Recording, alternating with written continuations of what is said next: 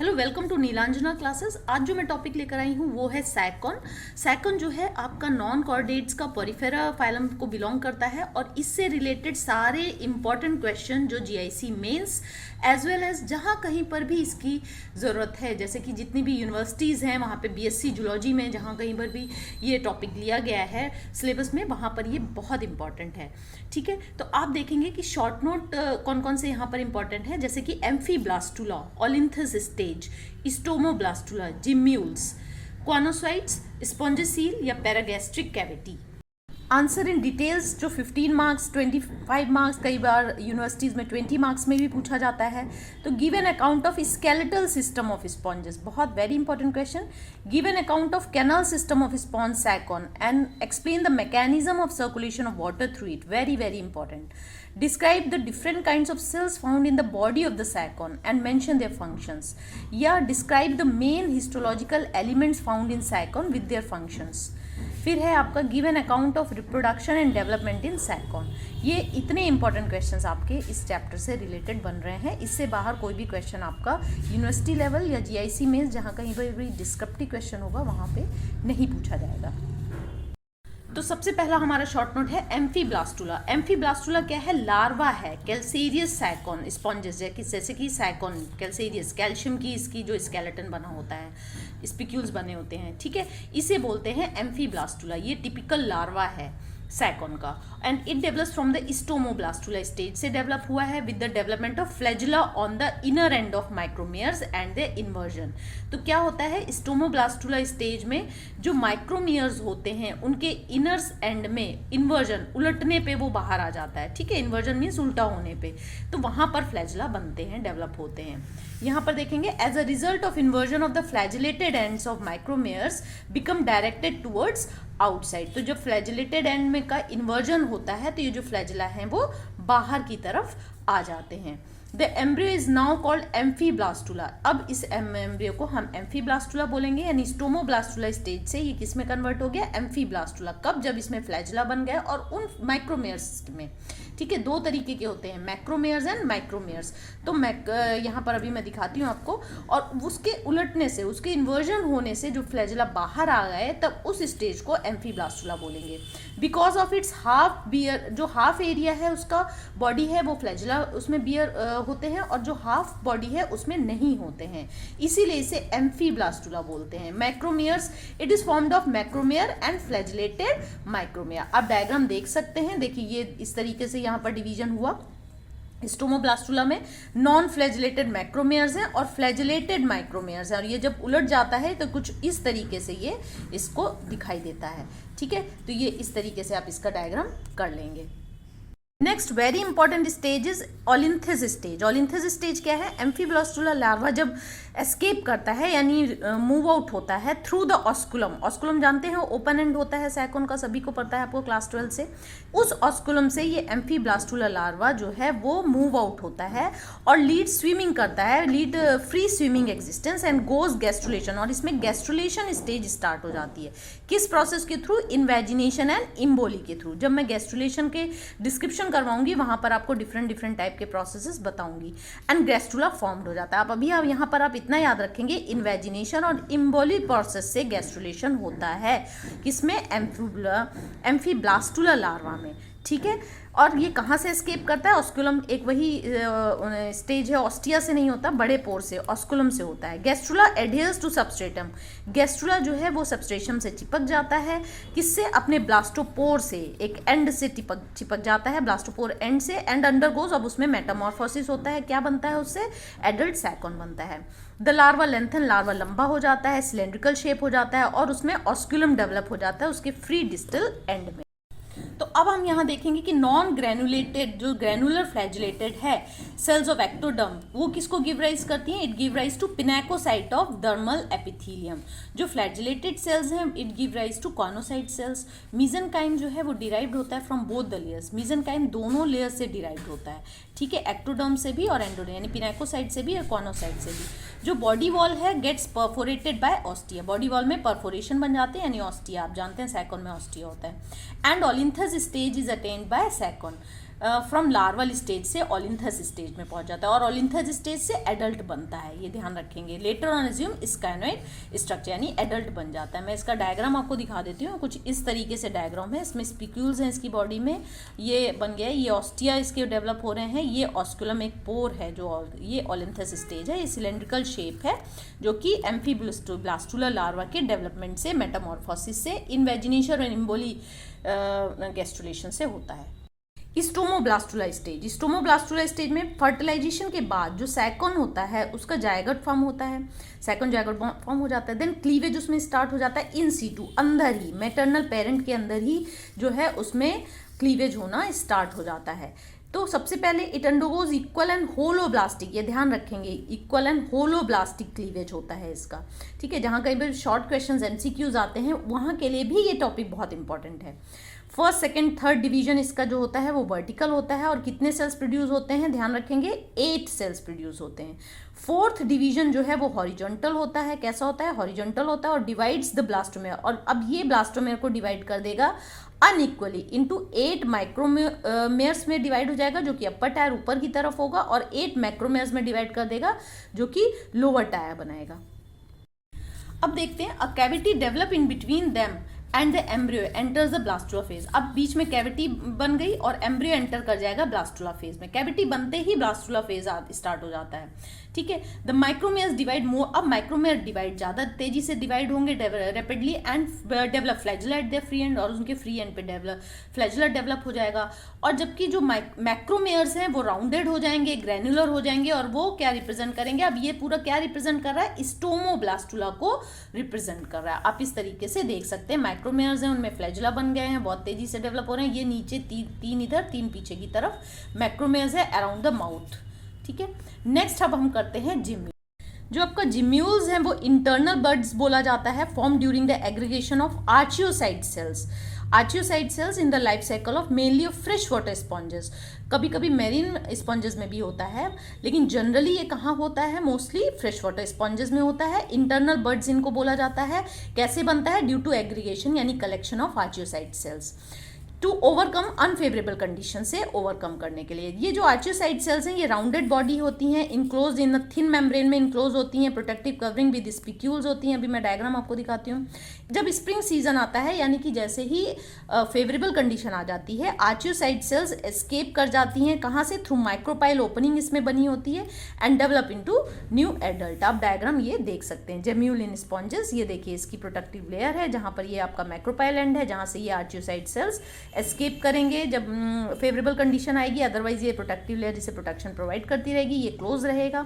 जैसे ही वाटर वगैरह जाएगा तब ये डिसॉल्व होगा और ये बाहर निकलेंगे। स्पिक्यूल्स यहाँ पर हैं जो इसको प्रोटेक्शन प्रोवाइड करते हैं, स्ट्रेंथ प्रोवाइड करते हैं, और ये आपकी आर्चियोसाइट सेल्स हैं जो कि लेटर ऑन डेवलप हो जाती हैं एडल्ट में। तो ये जो कॉर्नोसाइट सेल्स हैं ये क्या है, ये फ्लैजिलेटेड कॉलर सेल्स है। ये भी बहुत इंपॉर्टेंट शॉर्ट नोट है आपका, सभी जगह पूछा जाता है, इक्वली इंपॉर्टेंट है, क्योंकि क्वानोसाइट सेल्स केवल और केवल आपको पॉरीफेरा में ही पाई जाती हैं। कहाँ पर, उनके क्वानोडर्म, उनके गैस्ट्रल एपिथीलियम में पाई जाती हैं। और इनमें क्या होते हैं, इनमें कॉलर सेल्स होते हैं जिनमें फ्लैजिला होता है। ये वाटर की बीटिंग, वाटर को मेंटेन करने के लिए, continuous flow of water inside the sponge body, very important. तो आगे बढ़ते हैं। Choanocytes are flagellated collar cells present only in choanoderm, gastral epithelium in Porifera. It confined to flagellated chamber और radial canal में ही पाया जाता है और पूरी बॉडी में कहीं नहीं पाया जाता है। इट रेस्ट कहाँ करता है, मीजेनकाइम में रेस्ट करता है अपने ब्रॉड बेसिस से, और इनके जो कॉन्ट्रेक्टाइल कॉलर सेल्स होते हैं उनके फ्री एंड में होते हैं। एक तरफ तो ब्रॉड बेस से वहाँ पर मीजेनकाइम में रखा हुआ है और जो फ्री एंड है वहाँ पर कॉन्ट्रेक्टाइल कॉलर सेल्स हैं। अभी मैं आपको डायग्राम दिखाती हूँ। Collar cells contain long whip like flagellum होता है which maintains a continuous flow of water in sponge body. जो कॉलर सेल्स हैं उनमें लॉन्ग और विप लाइक फ्लैजुलम होता है जो कि कॉन्टिन्यूस फ्लो, अभी मैंने जैसा कि बताया स्पंज बॉडी में इसके लिए कॉन्टिन्यूस फ्लो को मेंटेन रखता है। और ये इसके अलावा भी बहुत सारे इसके फंक्शन हैं जैसे कि डाइजेशन में, एक्सक्रीशन में एंड रिप्रोडक्शन में। अब मैं इसका डायग्राम दिखाती हूँ आपको। ये इस तरीके का डायग्राम है इसका। देखिए ये आपका कॉनोसाइट सेल्स हैं और इसमें जो है ये ब्लिफेरोप्लास्ट है जिसमें इसका जो है न्यूक्लियस है, ये बेसल ग्रेन्यूल है, ये कॉलर सेल्स हैं आपको देखो दिख रही हैं, और ये एक फ्लैजुलम जो है यहाँ से निकला हुआ है। ये प्रोटोप्लाज्मिक प्रोसेसेस हैं। तो इस तरीके का डायग्राम आप प्रैक्टिस कर लेंगे। जो भी आप क्वेश्चन करेंगे उसके साथ कोशिश करिए कि डायग्राम फटाफट से आप जरूर बनाएंगे। नेक्स्ट आप देखेंगे स्पॉन्जिसील या पैरागैस्ट्रिक कैविटी भी बोलते हैं। It is the last central cavity of sponge body. यहाँ पर मैंने एक छोटा सा डायग्राम बनाया है, ये देखिए आपका स्पंज है, सैकॉन आप मान सकते हैं। ये ऑस्कुलम है जो बिग पोर है, यहाँ से वाटर एंटर करता है और यहाँ से निकलता है। ये एक बॉडी लेयर है, बॉडी वॉल है, अंदर ये खोखला है, ठीक है। इसी पार्ट को, ये जो अंदर कैविटी है इसको बोलते हैं, ये जो अंदर अंदर कैविटी पूरा खाली है ये, इसे बोलते हैं स्पॉन्जिसील और पैरागैस्ट्रिक कैविटी। ये लार्ज सेंट्रल कैविटी है स्पंज बॉडी में, expanding vertically along the whole length of the body में एक्सपेंड है। इट्स वॉल इज परफोरेटेड, और इसकी वॉल कैसे परफोरेटेड, बाय न्यूमरस पोर्स, जिन्हें कि क्या बोलते हैं, ऑस्टिया। एक्सकरेंट कैनल्स और opens into the exterior through osculum. तो बाहर से अगर आप देखें तो ओपनिंग इसकी एक्सकरेंट कैनल से वाटर जाता है, अभी मैं उसका डिटेल बताऊंगी आपको, और पानी निकलता यहाँ से वाटर अंदर जा रहा है।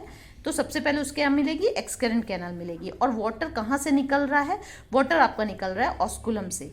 Paragastric cavity lined by pinacocyte cells, और इंटरनली एक इससे लाइन है, पिनेकोसाइट सेल से लाइंड है।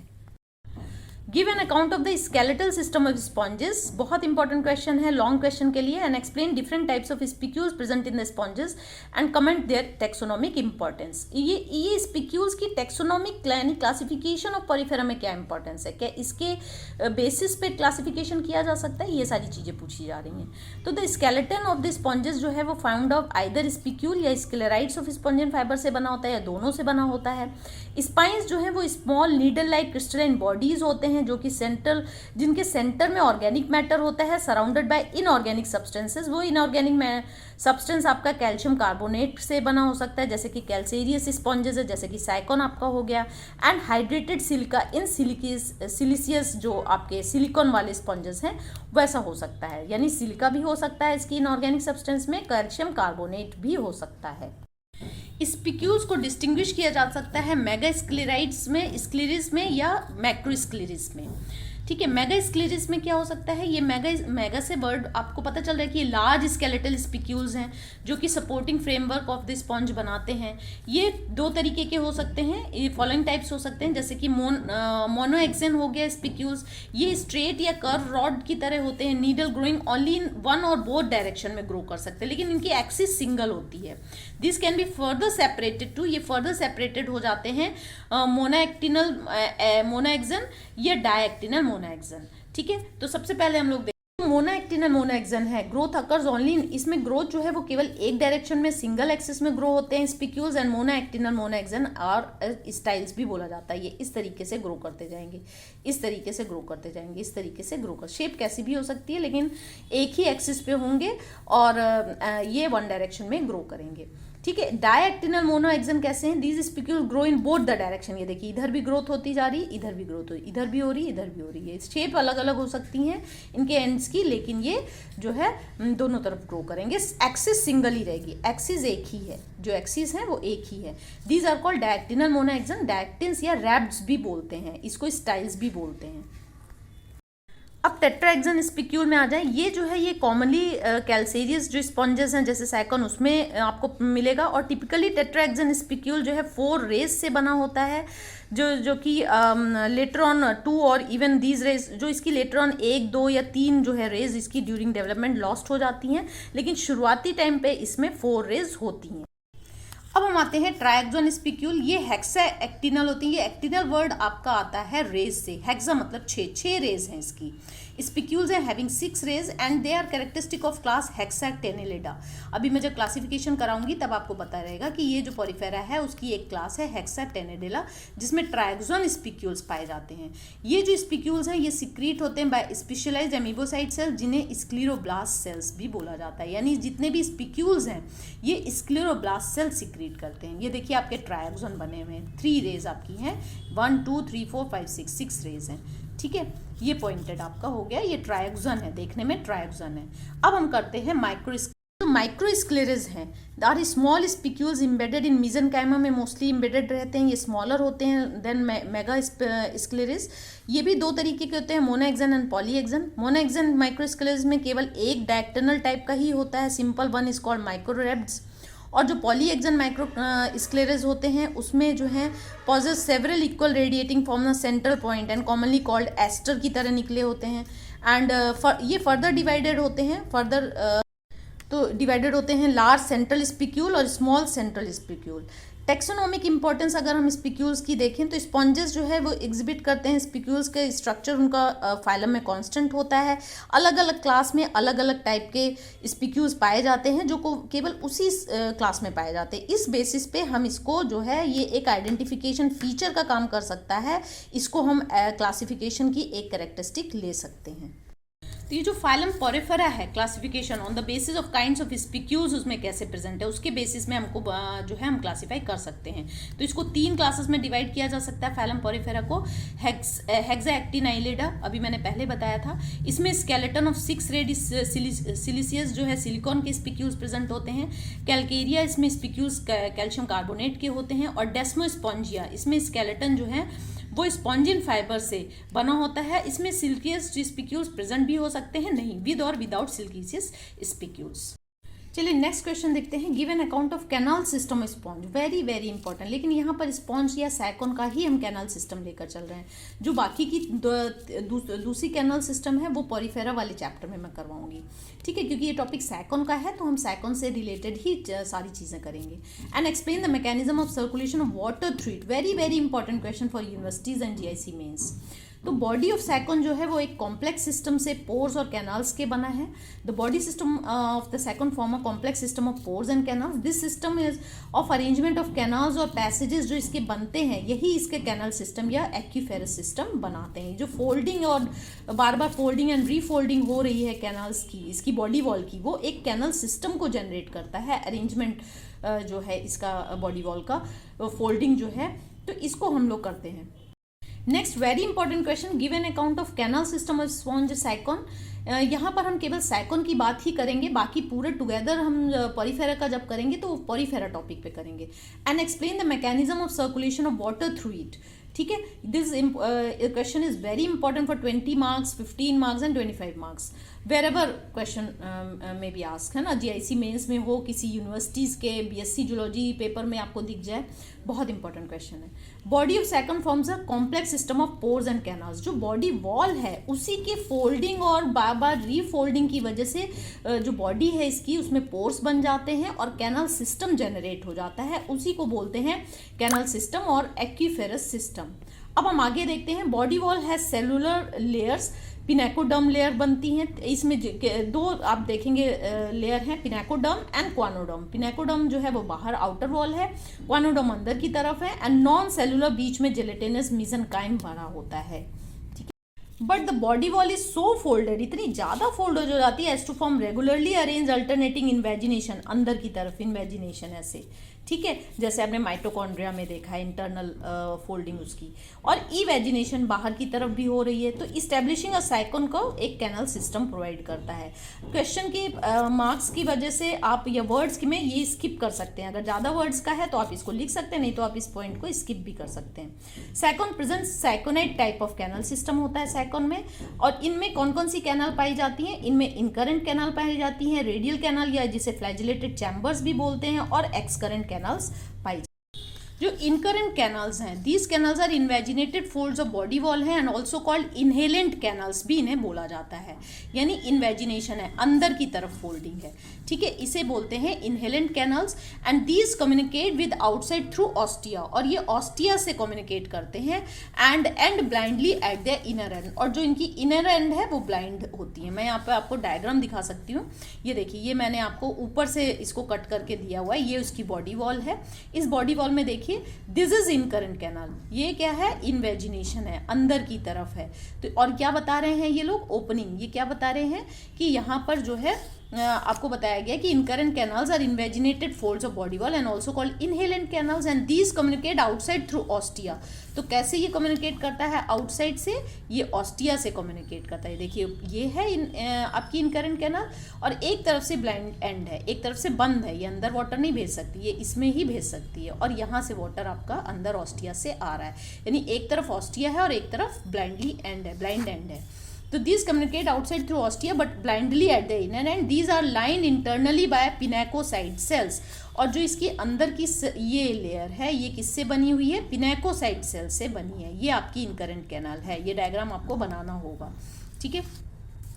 अब हम आ जाते हैं रेडियल, और इसके बारे में पिनाकोसाइट सेल से हो गया। अब रेडियल कैनाल और फ्लैजिलेटेड चैम्बर्स क्या होते हैं, मैं आपको ऐसे ही पहले दिखा देती हूँ। रेडियल कैनाल्स कहाँ पर हैं, दिस इज रेडियल कैनाल्स। ये इवेजिनेशन देखा जाए तो ये देखा जाए तो इवेजिनेशन है, ये हो गया आपका रेडियल कैनाल्स हो गई, ठीक है। अब हम इसको एक बार हमने देख लिया, अब हम देखते हैं कि इसकी थ्योरी क्या है। तो जो रेडियल कैनाल्स होते हैं उन्हें फ्लैजिलेटेड चैम्बर्स भी बोला जाता है। इवेजिनेशन, देखा इवेजिनेशन, इनवेजिनेशन नहीं लिखेंगे, ऊपर की तरफ उभार है। Evagination of body wall from thimble shape, ठीक है, थोड़ा सा मोटा गोल गोल आपका ओवल शेप बन जाता है। तो ये जो octagonal passage of chambers lined by flagellated choanocyte cells. तो जैसा कि मैंने आपको पहले ही बताया कि ये जो फ्लैजिलेटेड चैम्बर्स हैं, रेडियल कैनल्स है, ये किससे लाइंड है, ये पिनाकोसाइट से थे, ये किससे लाइंड है, कॉनोसाइट से, ठीक है। ये इवेजिनेशन है, ये देखिए बाहर की तरफ है, इवेजिनेशन है, और इसके इंटरनली किससे लाइंड है, कॉनोसाइट सेल से। और खुलती कहाँ पर है, ये एक्सकरेंट कैनाल में खुलेंगी। कहाँ पर खुलेंगी, एक्सकरेंट कैनाल में खुलेंगी। और ये एक्सकरेंट कैनाल कहाँ खुलेगी, पैरागैस्ट्रिक कैविटी, ये स्पॉन्जोसील में खुलेगी, ठीक है। तो अब हम देखते हैं यहाँ पर ये बताया इन्हें octagonal passage of chambers lined by the flagellated choanocytes. अब देखिए जो फ्लैजिला है कॉनोसाइट्स की, यानी अंदर की तरफ यहाँ पर सारे आपके फ्लैजिला हैं, ये कॉनोसाइट्स हैं, ये अंदर ऐसे फ्लैजिला हैं इसके कॉनोसाइट्स के, ठीक है, इस तरीके से। तो ये क्या कर रहे हैं, ये पानी को, वाटर को constantly direction the path of the water current, तो वाटर को कहाँ भेज रहे हैं, ये वाटर को कहाँ भेज रहे हैं, ये पानी जो भी आ रहा है यहाँ से, ऑस्टिया से, यहाँ से होते हुए जो पानी आ रहा है उसको कहाँ भेज रहे हैं, अंदर। यानी वाटर यहाँ से आया, इन करंट कैनाल में आया, इन करंट कैनाल से आपका इसमें आया, रेडियल कैनाल में आया, और रेडियल कैनाल से एक्स करंट कैनाल से होता हुआ कहाँ गया, पैरागैस्ट्रिक कैविटी यानी स्पॉन्जीसील में। आ कहाँ से रहा है, ऑस्टिया से आ रहा है, ये तो ब्लाइंड है, ये तो बंद है, ठीक है। और इसके पोर से जो है अंदर जाएगा, अंदर जाकर यहाँ आएगा, और यहाँ आकर आपके एक्स करंट कैनाल से स्पॉन्जीसील में चला जाएगा। तो the flagella of choanocytes beat continuously and direct the path of the water current. Incurrent canals communicate with radial canals through intercellular space called prosopyle। तो अब हम देखेंगे कि ये जो है, अभी मैंने आपको बताया कि यहाँ पर आप देखेंगे ये जो इनकरेंट कैनाल है, ये इनकरेंट कैनाल आपकी किससे जुड़ी हुई है, इनकरेंट कैनाल आपकी जो है प्रोसोपाइल्स के थ्रू किससे अटैच हो रही है, आपकी रेडियल कैनाल से। ये प्रोसोपाइल्स हैं, ये क्या है, प्रोसोपाइल्स हैं, ये प्रोसोपाइल्स हैं। यहाँ से वाटर आया, प्रोसोपाइल से कहाँ गया, रेडियल कैनाल। ये ऑस्टिया से वाटर आया इनकरेंट कैनाल में, इनकरेंट कैनाल से प्रोसोपाइल में कहाँ चला, प्रोसोपाइल से कहाँ चला गया, रेडियल कैनाल में। अब रेडियल कैनाल से कहाँ जाएगा, एक्सकरेंट कैनाल में। एक्सकरेंट कैनाल में पहले क्या मिलेगा, ये जो माउथ है इसका एक्सकरेंट कैनाल का, ये एपोपाइल है। यहाँ से वाटर यहाँ एक्सकरेंट कैनाल से जाएगा, एक्सकरेंट कैनाल के थ्रू कहाँ जाएगा, पैरागैस्ट्रिक कैविटी में। फिर ध्यान से सुन लेंगे, ऑस्टिया से वाटर अंदर आएगा कहाँ, इनकरेंट कैनाल में। इनकरेंट कैनाल से उसको सबसे पहले क्या मिलेगा, प्रोसोपाइल जो है वहां से ये अंदर एंटर करेगा रेडियल कैनाल में। ये रेडियल कैनाल है जो कि कॉनोडर्म सेल से लाइंड है। इसमें फ्लैजिला बने हुए हैं जो कि इस वाटर को कहाँ डायरेक्ट करेंगे, एपोपाइल में। ये एपोपाइल माउथ ऑफ एक्सकरेंट बोल सकते हैं, बिगनिंग है एक्सकरेंट कैनाल की। और एक्सकरेंट कैनाल एपोपाइल के थ्रू कहाँ पानी चला गया, एक्सकरेंट कैनाल में चला गया। एक्सकरेंट कैनाल से पानी कहाँ चला गया, पैरागैस्ट्रिक कैविटी में चला गया। यानी यहाँ से वाटर आया, फिर प्रोसोपाइल में आया, फिर रेडियल कैनाल में आया पानी, रेडियल कैनाल से एपोपाइल में आया, एपोपाइल से एक्सकरेंट कैनाल से होता हुआ कहाँ पहुँच गया, पैरागैस्ट्रिक कैविटी। अब पैरागैस्ट्रिक कैविटी से कहाँ निकल जाएगा, ऑस्कुलम से बाहर निकल जाएगा, ठीक है। तो ये मैंने पूरा आपको बता दिया। तो यहाँ पर देखेंगे, यहाँ पर क्या है कि each prosopyle is guarded to the perforation by single tubular cell called porocyte. ये जो ये आपका प्रोसोपाइल है, ये गार्ड होता है, किससे गार्ड होता है, एक सेल होती है जिसे ट्यूबुलर सेल, जिसे पोरोसाइट सेल्स बोलते हैं। तो पोरोसाइट सेल्स कहाँ प्रेजेंट है, प्रोसोपाइल। ऐसा नहीं कि पूरा का पूरा वाटर भरता ही जा रहा है, वहाँ पे गार्ड भी है, ठीक है, गार्ड सेल्स भी हैं, जो कि जिसे आप बोल रहे हैं पोरोसाइट सेल्स। मैं आपको इसके पोरोसाइट का भी डायग्राम दिखा देती हूँ कि ये पोरोसाइट कैसे बना हुआ है। ये देखिए, ये प्रोसोपाइल है, ये पोरोसाइट सेल्स हैं, ये पोरोसाइट सेल्स हैं, ये प्रोसोपाइल है। यहाँ से वाटर आपका अंदर जा रहा है रेडियल कैनाल में, तो ये गार्ड की तरह काम करती हैं, ठीक है। रेडियल कैनाल्स, अब जो ये रेडियल कैनाल्स हैं are blindly at the outer end the inner end of each communicate with the short wide chamber excurrent canal through the wide opening called apopyle. ये मैंने एपोपाइल जो है ये बना दिया, एपोपाइल है, APOPYLE, एपोपाइल। तो अभी ये मैंने पहले ही आपको एक्सप्लेन कर दिया है, पहले ही मैं आपको इसका डायरेक्शन बता चुकी हूँ ठीक है कि ये जो है रेडियल कैनाल एक तरफ से बंद है, इन करंट से पानी आया आपका प्रोसोपाइल से और प्रोसोपाइल से रेडियल कैनाल में आ गया। रेडियल कैनाल से अब ये वाटर कहाँ जाएगा, रेडियल कैनाल से वाटर कहाँ जाएगा, ऑस्टिया से पानी आया इन करंट कैनाल में, इन करंट कैनाल से प्रोसोपाइल में आया, प्रोसोपाइल से रेडियल कैनाल में आया, रेडियल कैनाल से एपोपाइल में आया और एपोपाइल के थ्रू कहाँ आ गया, एक्स करंट कैनाल में आ गया और फिर कहाँ पहुँच गया आपका पैरागैस्ट्रिक कैविटी में पहुँच गया। ठीक है, ओपनिंग, अब देखते हैं यहाँ पे क्या दिया हुआ है, opening a radial canal into the spongocoel are called apopyle और इंटरनल ऑस्टिया। ये इंटरनल ऑस्टिया, एपोपाइल जो है जो एक्सकरेंट कैनाल से स्पंज सील में पानी पहुंचा रहे हैं उन्हें हम इंटरनल ऑस्टिया कहते हैं। Apopyles are surrounded by contractile myocyte cells, वो भी वहाँ पर भी देखिए पोरोसाइट में भी आपका एपोपाइल जो प्रोसोपाइल था वहाँ पर भी आपका पोरोसाइट सेल्स थी जो कि उसको गार्ड का काम कर रही थी। यहाँ पर भी पानी रोकने के लिए स्फिंक्टर सेल्स हैं मायोसाइट्स की जो कि कॉन्ट्रैक्ट करती हैं। ठीक है, एपोपाइल्स। तो देखते हैं एक्सकरेंट कैनाल। एक्सकरेंट कैनाल क्या है, the excurrent canals are short but wide tubes होती हैं। एक्सकरेंट कैनाल ये है, short but wide tubes situated at the inner end of the radial canal के इनर एंड पे सिचुएटेड है, इनर एंड पे, and maintains the communication with the paragastric cavity, और ये पैरागैस्ट्रिक कैविटी से कम्युनिकेशन को मेंटेन करती हैं।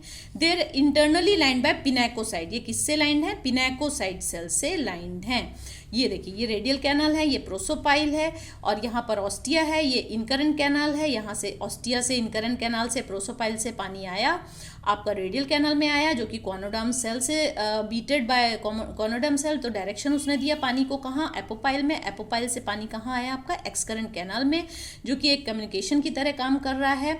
रेडियल कैनाल को किससे जोड़ रहा है, आपका स्पॉन्जी सील से, पैरागैस्ट्रिक कैविटी से जोड़ रहा है। ठीक है, और ये एक्सकरेंट कैनाल पिनैकोसाइट सेल से लाइंड है। तो आउटर एंड, अब देखते हैं the outer end of each excurrent canal is separated from the radial canal से एंड द इलास्टिक डायफ्राम होता है which is perforated by large oval centrally placed opening apopyle. तो एक डायफ्राम की तरह यहाँ बना हुआ है जो कि इलास्टिक डायफ्राम है जो एक्सकरेंट कैनाल को सेपरेट करता है रेडियल कैनाल से, ये एपोपाइल सेपरेट करता है। ये सेंट्रली प्लेस्ड ओपनिंग है एपोपाइल। ठीक है, अभी मैं पहले ही मायोसाइट सेल से बना हुआ है, मैं पहले ही बता चुकी हूँ। अब नेक्स्ट हम करते हैं, बीच में हम आ गए स्पॉन्जिसील या पैरागैस्ट्रिक कैविटी। तो ये जो आपका स्पॉन्जिसील या पैरागैस्ट्रिक कैविटी है इसे जो है ये large central cavity of the body है, एक्सपेंडिंग वर्टिकली एक्सपेंड पूरे उसमें है, मैं पहले दिखा चुकी हूँ, along with the whole length of the body and its wall is perforated by numerous opening of excurrent canal. ये जो एक्सकरेंट कैनाल है सब उसमें खुल रही हैं। ठीक है, and it opens to the exterior too, और उससे पानी कहाँ जा रहा है, ऑस्कुलम में जा रहा है। और ये पैरागैस्ट्रिक कैविटी जो है वो पिनैकोसाइट सेल से आपकी लाइंड है। पैरागैस्ट्रिक कैविटी भी पिनैकोसाइट से है, एक्सकरेंट कैनाल भी पिनैकोसाइट से लाइंड है। ये ध्यान रखेंगे, केवल रेडियल कैनाल जो है वो कॉनोसाइट सेल से लाइंड होती है और उन्हीं में फ्लैजुला होता है। अब हम मैकेनिज्म ऑफ वाटर सर्कुलेशन में हो जाएंगे। जो flow of water inside the canal system वो मेंटेन करता है continuous beating of flagella of collar cells choanocytes lining the radial canal. जो वाटर है वो करंट एंटर करता है बॉडी थ्रू डर्मल ऑस्टिया से, जो इन करंट कैनाल में जाता है, फ्रॉम देयर थ्रू प्रोसोपाइल के थ्रू रेडियल कैनाल में जाता है और through apopyle it reaches to excurrent canal. Excurrent canal से आगे भी हम लिख सकते हैं कहाँ चला जाता है, पैरागैस्ट्रिक कैविटी में चला जाता है और डिस्चार्ज कहाँ से हो जाता है, ऑस्कुलम में। ये मैं समझा चुकी हूँ 4-5 बार, इसलिए मैं डायग्राम वापस नहीं दिखा रही हूँ, लेकिन वो वाला डायग्राम आप यहाँ पर इस क्वेश्चन में ज़रूर बनाएंगे। Finally the water Leeds into the तो ये water through from outside through dermal ostia incurrent canal में गया, थ्रू प्रोसोपाइल रेडियल कैनाल में गया, थ्रू एपोपाइल स्पॉन्जिसील में गया, थ्रू ऑस्कुलम एक्सटीरियर या आउटसाइड चला गया। तो this is the end of this question. तो नेक्स्ट क्वेश्चन देखते हैं जो कि ये भी इक्वली इंपॉर्टेंट है। Describe the different kinds of cells found in the body wall of Sycon and mention their functions. या आपसे पूछ लें कि main histological element found in the Sycon and indicate their function. ठीक है, तो हिस्टोलॉजी में उसके बॉडी वॉल सेलुलर ऑर्गेनाइजेशन ही आप बताएंगे। सेलुलर ऑर्गेनाइजेशन ऑफ सैकन पूछा जा रहा है, तो second exhibit cellular grade of construction है, इसका बॉडी सेलुलर ग्रेड है। इट इज डिप्लोब्लास्टिक एनिमल है, हम लोग पढ़ चुके हैं। 2 एम्ब्रियोनिक लेयर्स होती हैं, ectoderm endoderm, which are cemented together by mesoglea या मीजेनकाइम से सीमेंटेड होती हैं। एक्टोडर्म एंडोडर्म, बीच में आपकी मीजोग्लिया।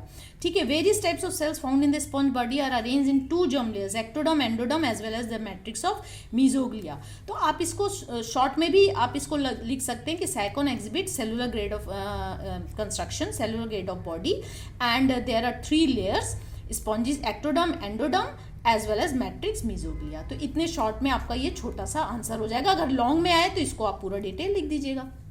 अब हम लोग देखते हैं कि एक्टोडर्म में कौन कौन सी सेल्स हैं। सबसे पहले आपकी पिनाकोसाइट सेल्स आती हैं। तो जो पिनाकोसाइट सेल्स हैं ये लार्ज फ्लैट या पॉलीगोनल एपिथेलियम सेल्स हैं जो कि cemented together bye thin continuous margin से जुड़ी हुई हैं, covering the entire outer surface. Sponge की पूरी बाहर की सरफेस जो है वो इससे ढकी हुई है, पिनाकोसाइट से ही बनी है। इनकरेंट कैनाल इसमें ऑल्सो, ये इनकरेंट कैनाल को लाइन करता है, एक्सकरेंट कैनाल को लाइन करता है और स्पॉन्जी सील को लाइन करता है। ध्यान रखेंगे रेडियल कैनाल यानी फ्लैजिलेटेड चैम्बर को लाइन करती हैं कॉनोसाइट सेल्स।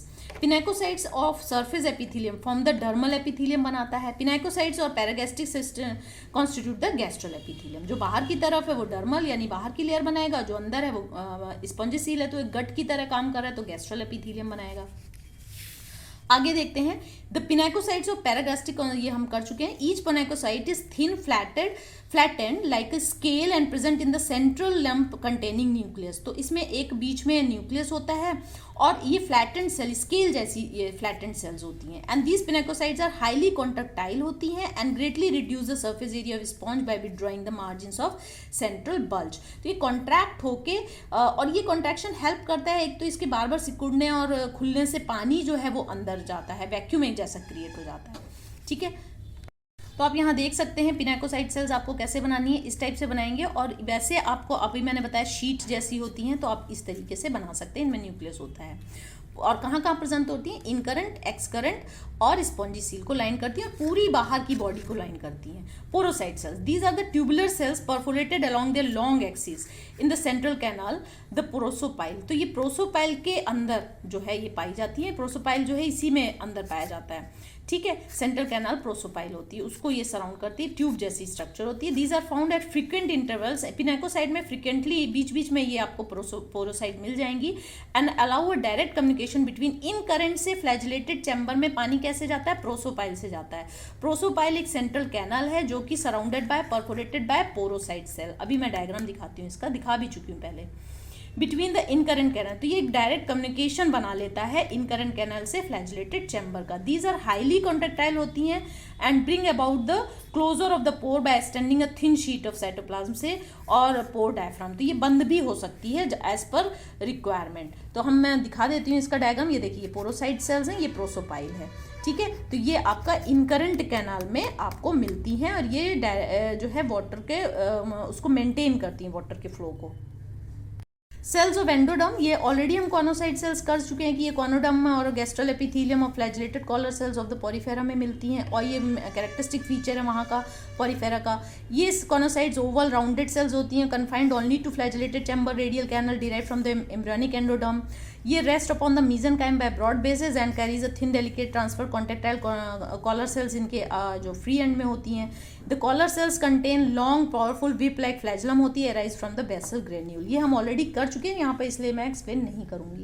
तो each collar cell contain a basal apical nucleus होता है, वन और मोर वैक्यूल्स होते हैं। यहाँ पर आप देख सकते हैं न्यूक्लियस है, वैक्यूल्स हैं, यहाँ पर बेसल ग्रेन्यूल है, ये कॉलर सेल्स हैं, ये एक लॉन्ग विप लाइक फ्लैजलम है और ये प्रोटोप्लाज्मिक प्रोसेसेस हैं। Their flagella beat and maintain a continuous flow of water in the body of the sponge. ये कॉन्टिन्यूस फ्लो ऑफ वाटर को मेंटेन करते हैं कॉलर सेल्स। पता है कॉनोडर्म कहाँ पर है, रेडियल कैनल फ्लैजिलेटेड चैम्बर में। वहाँ वाटर को डायरेक्शन देने के लिए कि कहाँ से वाटर चला जाए, एपोपाइल से कहाँ चला जाए, एक्सकरेंट कैनल में चला जाए, इनको जरूरत पड़ती है।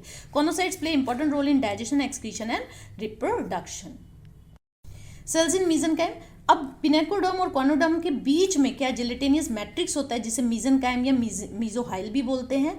एमीबोसाइट सेल्स यहाँ पर पाई जाती हैं। Mesenchyme of Sycon Porifera contain a variety of amoeba like cells होती हैं, इसलिए एमीबोसाइट को यानी इरेगुलर शेप होती है इनकी।